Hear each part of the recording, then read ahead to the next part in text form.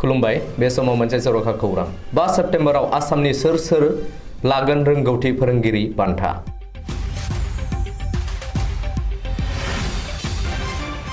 गाबोन 5 सेप्तेम्बर फोरोंगिरि सान। बे फोरोंगिरि सानखौ लोब्बा लाखिनानै हादोरसानि सोलोंथाइ बिफाना फोसावबाय हादोरसा रोंगौथि फोरोंगिरिनि बान्थानि फारिलाइ। गासै सा 22 फोरोंगिरिफोरा बे खेबाव मोननो हादों रोंगौथि फोरोंगिरि बान्था।